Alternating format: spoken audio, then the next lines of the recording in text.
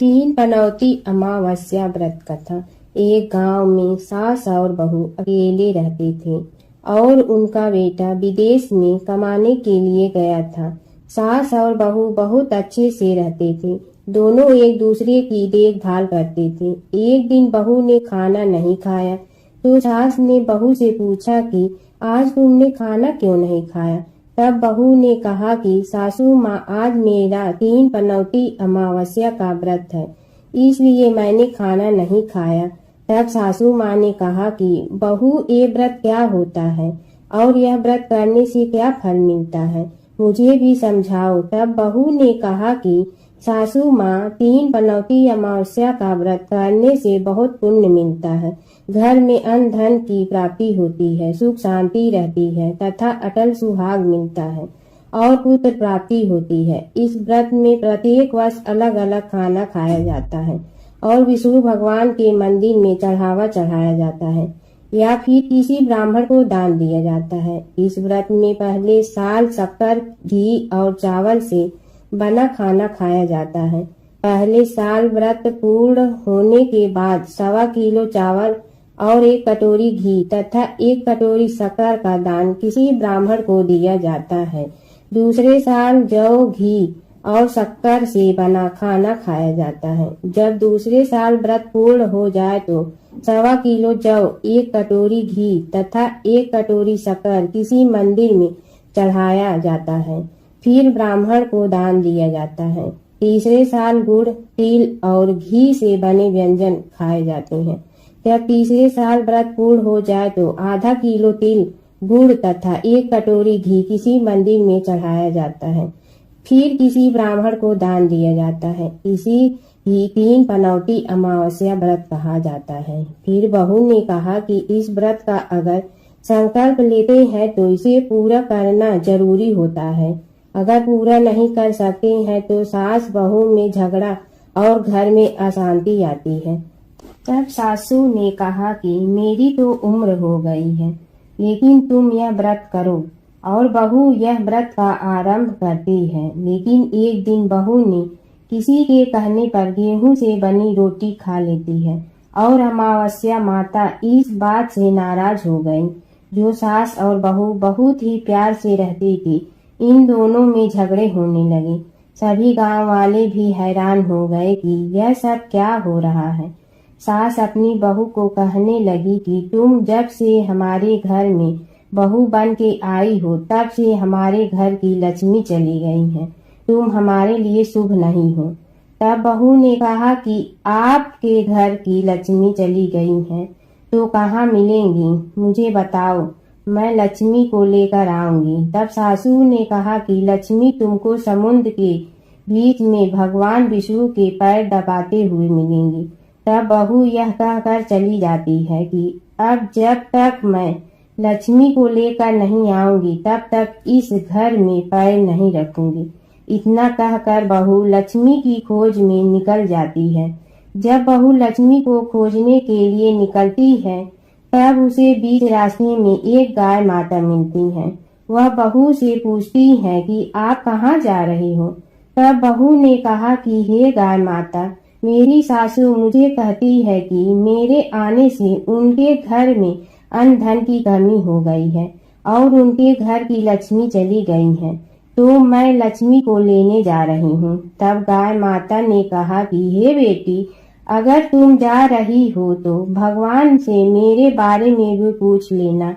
तब बहू बोलती है कि ठीक है गाय माता, बताओ, मैं आपके बारे में भी पूछ लूंगी। तब गाय माता बोलती है कि मेरा जब भी बछड़ा होता है वह मर जाता है, जिंदा नहीं रहता। तुम भगवान से पूछ लेना कि मेरे साथ ऐसा क्यों हो रहा है, मैंने ऐसा कौन से कर्म किए हैं। तब बहू बोली, गाय माता, मैं आपके बारे में जरूर पूछूंगी। यह कहकर बहू आगे बढ़ती है। अब आगे जाते ही बहू को एक घोड़ी मिलती है जिसके गले में घंटी बंधी हुई होती है। घोड़ी ने भी कहा कि बेटी, तुम मेरे दुख का निवारण भी भगवान से पूछ लेना। तब बहू ने कहा जरूर पूछ लूंगी। यह कहकर बहू आगे बढ़ती है। आगे जाते ही बहू को एक अंधा और बहरा बुजुर्ग मिलता है। वह भी बहू से अपनी समस्या भगवान से पूछने के लिए कहता है। तब बहू उसकी समस्या भी भगवान से पूछने को कहकर आगे बढ़ती है। आगे जाते ही बहू को एक बूढ़ी औरत मिलती है जो हाथ और पैर से अपाहिज होती है। वह भी बहू से अपनी समस्या भगवान को पूछने के लिए कहती है। तब बहू उसकी समस्या को भी पूछने के लिए तैयार हो जाती है और आगे बढ़ती है। आगे जाते ही बहू थक जाती है और एक आम के पेड़ के नीचे बैठ जाती है। तब आम का पेड़ खुश होकर बहू से पूछता है कि बेटी, तुम कहाँ से आई और कहाँ जा रही हो? तो तब बहू बताती है वह लक्ष्मी को लेने जा रही है। तब पेड़ भी अपनी समस्या भगवान को पूछने के लिए कहता कि मेरे पेड़ पर लगे आम खट्टे ही क्यों होते हैं, इस बारे में भगवान को जरूर पूछना। तब बहू उसकी समस्या लेकर आगे बढ़ती है। आगे जाते ही बहू को एक तलाई मिलती है। वह भी बहू को बताती है कि तुम भगवान से पूछने की मेरे तलाई का पानी इतना मैला क्यों है, कोई भी इसे नहीं पीता है। तब बहू कहती है जरूर पूछ लूंगी और कहकर आगे बढ़ती है। बहुत दिन जंगल में चलते चलते बहू थक जाती है। उसे भूख भी लगी होती है, लेकिन खाने को नहीं मिलने से वह थक जाती है और जंगल में बेहोश हो जाती है। उसी समय भगवान विष्णु और माता लक्ष्मी वहां विचरण करते हुए आते हैं। तब माता लक्ष्मी विष्णु जी से कहती हैं कि हे नाथ, यह आपकी बहुत बड़ी भक्त है, आप इसके दुखों का निवारण करो। तब भगवान विष्णु कहते हैं कि इस संसार में बहुत जीव दुखी हैं, सभी अपने अपने कर्मों का फल भोग रहे हैं, किस किस के दुख का निवारण मैं करूं? तब माता लक्ष्मी ने विष्णु से विनती की और कहा कि वह भूखी प्यासी है और इसे यहाँ अगर ऐसे ही छोड़ दिया जाए तो जंगली जानवर उसे अपना शिकार बना देंगे। माता लक्ष्मी की बात सुनकर भगवान विष्णु एक साधु का वेश धारण करते हैं और बहू के पास जाते हैं और होश में लाते हैं। बहू के होश में आते ही साधु वेश में भगवान उससे पूछते हैं कि वह यहाँ क्यों आई है और कहाँ जा रही है। तब बहू पूरी बात बताती है। उसकी बात सुनकर भगवान विष्णु और माता लक्ष्मी प्रकट होते हैं। उनके साथ अमावस्या माता भी प्रकट होती हैं। बहू उनके चरणों में गिरकर वंदन करती हैं। अमावस्या माता बहू को कहती हैं कि हे बेटी, तूने मेरे व्रत को खंडित किया है, इसी की सजा मिली है तुम्हें, लेकिन अब मैं तुम्हें माफ करती हूँ और तुम घर जाओ। तुम्हारा घर अन्न धन से संपन्न होगा, तुम्हारा घर सुंदर महल में बदल जाएगा और तुम्हारी सभी मनोकामना पूर्ण होगी। यह सब होने के पश्चात बहू रास्ते में जो भी मिला उन सभी को दुखों का निवारण करने के लिए विनती करती है। तब भगवान विष्णु बोलते हैं कि गाय ने कभी अपना दूध किसी को नहीं पिलाया, उस वजह से उसके बछड़े जिंदा नहीं रहते हैं। तुम उसका दूध भी पिला देना, जिससे उसके बछड़े जिंदा रहने लगेंगे। घोड़ी पिछले जन्म में आटा पीसने वाली महिला थी। वह किसी को आटा पीस के नहीं देती थी, इसलिए उसके गले में चक्की के पाट बांधे गए हैं। तुम उसके पाट खोल देना, वह बिल्कुल ठीक हो जाएगी। बुजुर्ग कभी भगवान के मंदिर नहीं गई और ना ही उसने कभी भगवान के भजन सुने। तुम उसको मंदिर ले जाना और दर्शन करवा देना, वह ठीक हो जाएगा। बुजुर्ग महिला जो थी उसने कभी भी अपनी जवानी में दान पुण्य नहीं किया, इसलिए उसे यह सजा मिली है। तुम उसे दान करवा देना तो उसकी विकलांगता दूर हो जाएगी। उस आम के पेड़ ने कभी किसी बच्चे को अपने आम खाने को नहीं दिए, इसलिए उसके सभी आम खट्टे होते हैं। तुम उस पेड़ का आम खा लेना, फिर उस पेड़ पर मीठे आम आएंगे। तलाई का पानी पिछले जन्म में देवरानी जेठानी थी, वह हमेशा झगड़ती रहती थी, इसलिए उसका पानी मैला है। तुम उसका पानी पी लेना, वह तलाई शुद्ध हो जाएगी। बहू ने भगवान विष्णु, माता लक्ष्मी और अमावस्या माता को नमन करके घर जाने के लिए निकलती हैं और रास्ते में उसे जो जो भी मिला उनके सभी समस्या भगवान के कहे अनुसार दूर करती हैं। सभी उसे आशीर्वाद देते हैं। घर जाते ही उसका घर एक सुंदर महल में परिवर्तित हो जाता है तथा घर में अन्न धन भरा मिलता है।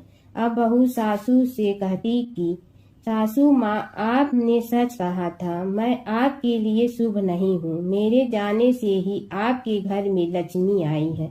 अब आप यहाँ रहें, मैं मरने जा रही हूँ। तब सासू ने कहा कि हे बेटी, यह सब तुम्हारे पनौती अमावस्या व्रत का फल है, हमें मिला है। तुम यहाँ पर ही रहोगी, कहीं नहीं जाओगी। और सास बहू खुशी खुशी रहने लगी। एक दिन उसका बेटा भी विदेश से लौट आया और घर में यह सब देखा। तब उसकी माँ ने सब बात उसे बताई। इस तरह वह लोग खुशी खुशी रहने लगे। जमुना की कहानी। प्राचीन समय में एक गांव था जिसमें दो बहनें रहा करती थी। एक बहन का नाम गंगा था तो दूसरी बहन का नाम जमुना था। एक बार दोनों बहनें एक साहूकार के खेत से गुजर रही थी तो जमुना ने 13 दाने जौ के तोड़ लिए, जिसे देख गंगा बोली कि तुझे तो ग्रहण लग गया, तूने चोरी की है। इस पर जमुना बोली कि अब मेरा ग्रहण कैसे धुलेगा। गंगा ने कहा कि तुझे 12 साल तक साहूकार के यहाँ नौकरी करनी पड़ेगी, तभी तेरा पाप धुलेगा और ग्रहण से मुक्ति मिलेगी।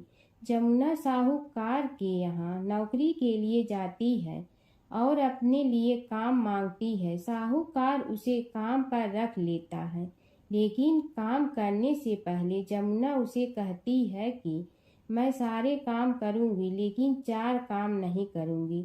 जूठे बर्तन नहीं मांजूंगी, झाड़ू नहीं लगाऊंगी, बिस्तर नहीं बिछाऊंगी और दिया नहीं जलाऊंगी। 12 साल के बाद कुंभ का मेला लगा तो साहूकारनी भी कुंभ नहाने जाने लगी। जमुना ने उसे जाते देख कहा कि कुंभ के मेले में मेरी बहन गंगा मिलेगी तो उसे यह सोने का टक्का दे देना, इससे वह अपने हाथों में सुंदर चूड़ियां पहन लेगी। साहूकारनी ने कुंभ के मेले में गंगा को वह सोने का टका दे दिया।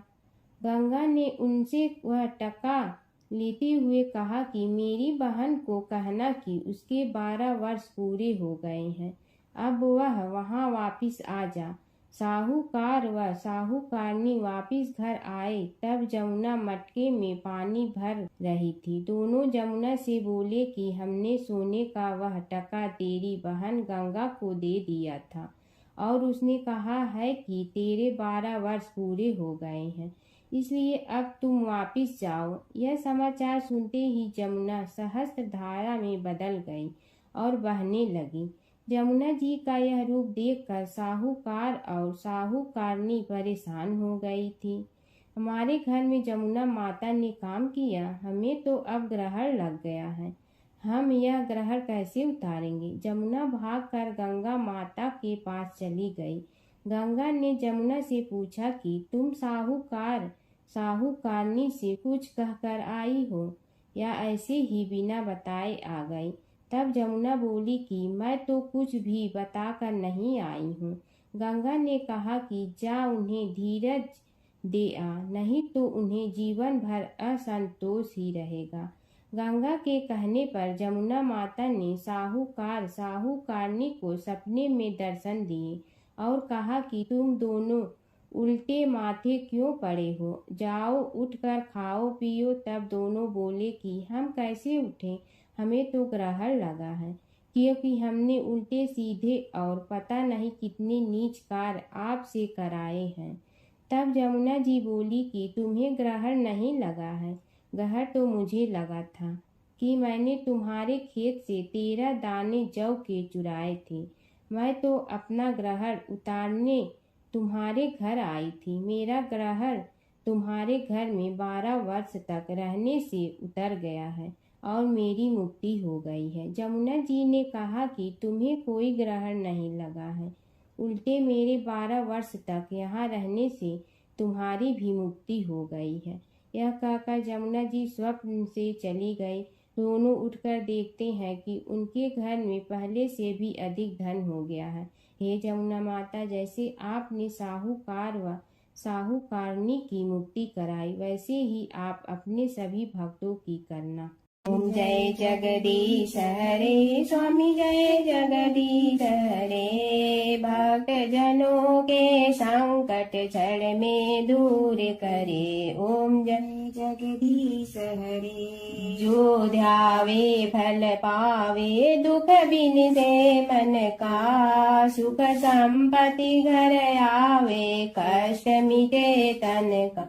ओम जय जगदीश हरे।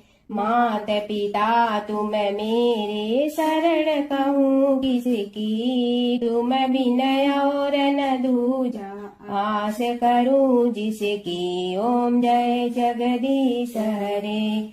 तुम पूर्ण परमात्मा तुम अंतर्यामी। पार ब्रह्म परमेश्वर तुम सबके स्वामी। ओम जय जगदीश हरे। तुम बिंदा के सागर तुम पालन करता। मैं मूर्ख कल काम कृपा करो भरता। ओम जय जगदीश हरे। तुम हो ये कया गोचर सबके प्राणपति। किस विधि मिलूं दया में तुमको मैं कुमति। ओम जय जगदीश हरे। दीन बंधु दुख हरता तुम रक्षक मेरे। अपने हाथ उठाओ द्वार पड़ा तेरे। ओम जय जगदीश हरे। विषय विकार मिटा पाप हरो देवा। श्रद्धा भक्ति बढ़ाओ संतन की सेवा। ओम जय जगदीश हरे। तन मन धन सब तेरा स्वामी सब कुछ है तेरा। तेरा तुझको अर्पण क्या लागे मेरा। ओम जय जगदीश हरे। जय जगदीश हरे स्वामी जय जगदीश हरे। भक्त जनों के संकट क्षण में दूर करे। ओम जय जगदीश हरे स्वामी जय जगदीश हरे।